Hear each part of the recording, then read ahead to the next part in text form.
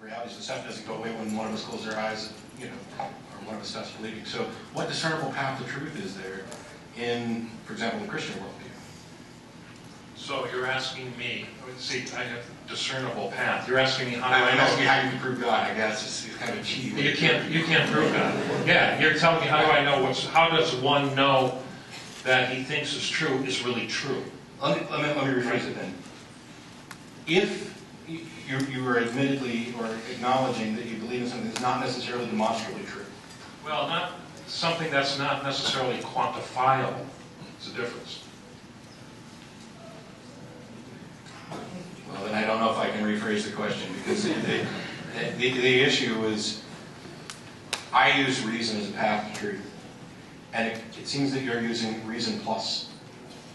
And I don't mean that in the positive way, like you found something. You are injecting something additional, and I wonder what that is and why you feel it's justified. Yeah, because it's necessary.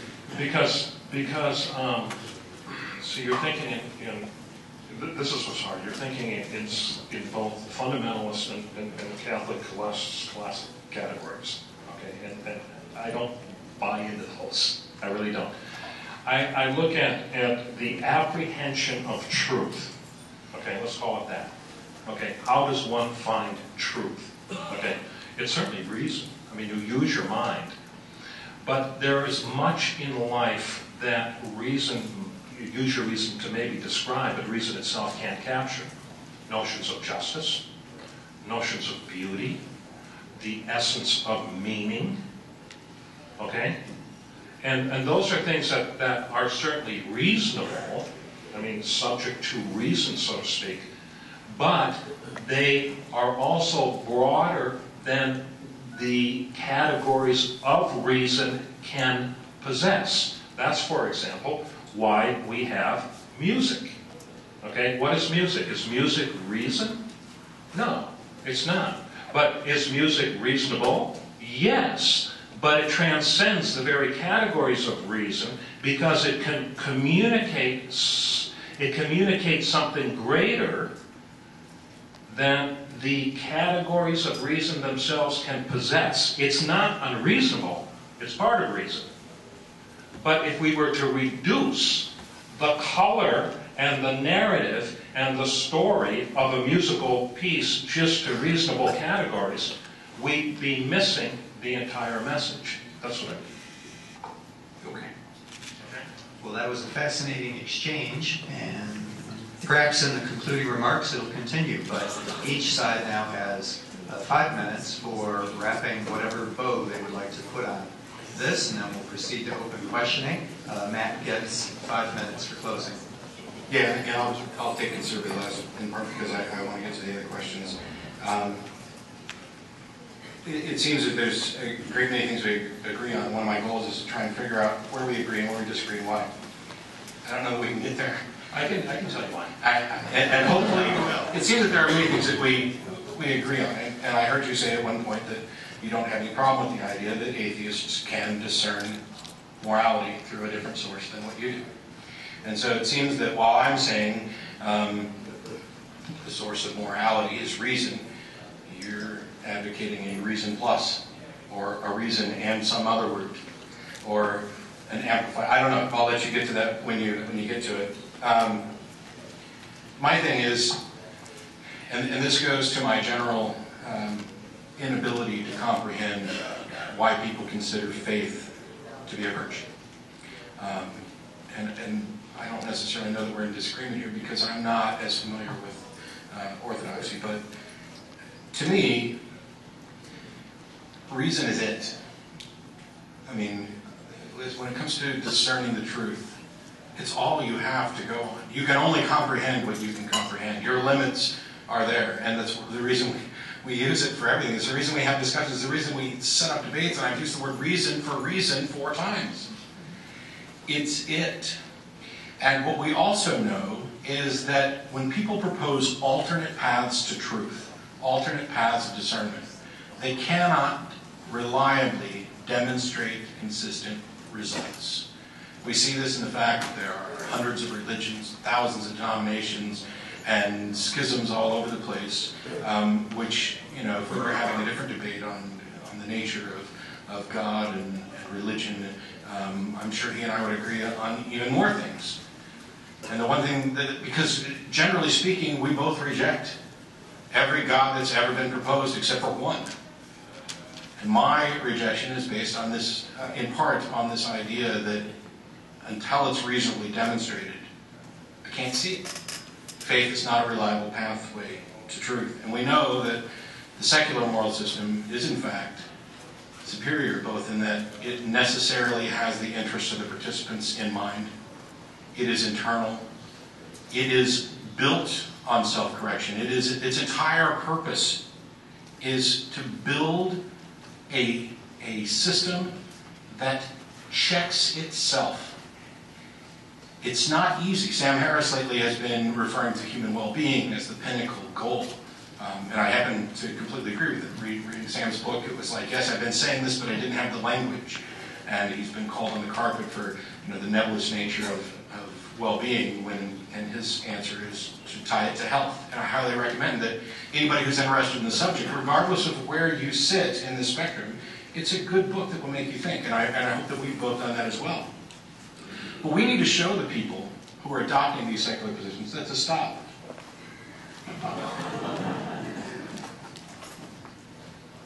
The goal of secular morality. The chair grants an additional minute. The goals of secular... Okay, 1 minute. I can kill this in a minute.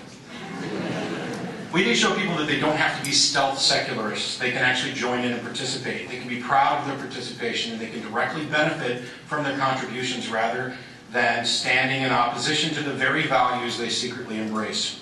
Secular moral systems are inclusive. The authority comes from within. The focus is improvement. Based on our interest in the authority is based directly on a demonstration that the results meet the goals. We need to not make any appeals to the unknown. We are intelligent, empathetic, compassionate beings. We have the ability to set goals and solve problems. The fact that we're not perfect yet doesn't cripple us, it drives us. Because the goal of secular morality include the goal of getting better at getting better.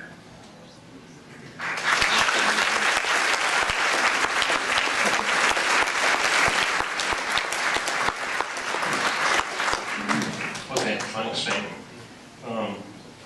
See, you're not true to, not completely true to not yours, but the atheist's presuppositions. Your atheism is a kinder, gentler atheism than many of the new atheists. It is. But that's because there's notions of moral progress, and also there's also an eschatological vision that it can end up in a better place, which I say is a borrowing from Christianity. But I also say, not necessarily of Matt here, but of the atheist project also portends some great danger. Secularism, as I define it, is nothing more than a blindness to the sacred dimension of life. Now, Matt says everything has to be reasonable. I argue that truth really doesn't come to you through the categories of logic. It comes to you through beauty. It comes to you through reading fiction, especially literature. You know, the irony is that fiction, good fiction, is generally truer than nonfiction, isn't it? Because it reaches deeper truths. It comes to you through music. And this is one of the dangers of the profaning of our culture. You know, every place, I was in Borders, actually preparing for this, and they had a whole thing of Madonna songs on, you know, and I said, please, it can only take so much, right? But it's a profaning of culture. It really is, you know, and it's just a slow leveling. And so we lose the magnanimous beauty of human creativity, and it's human creativity that the essential truths come through. Now, granted, it's a messy project. I have no argument with that. And because there's people disagree on what is truth and what isn't, I just say that's all part of the mix. If we believe in truth as a universal category, truth can emerge as long as people hold that presupposition in common and they're men and women of goodwill. I think you are, And I think you hold that fundamental presupposition in spite of your atheism. Okay? I do. I really do. The new atheists don't, though. And the radical atheists don't either. And this is why secularism is something that I don't see as liberation. Okay? I see as potentially dangerous. To my eye, secularism defined as the elimination or the negation of the sacred dimension of life, and all of life has a sacred character, will, in the end, in historical terms, I'm making a projection here, prove to be nothing more than a layover from one city to the next. And that's what I worry about. Okay? Secularism, it appears to be a road of freedom, and it's presented that way.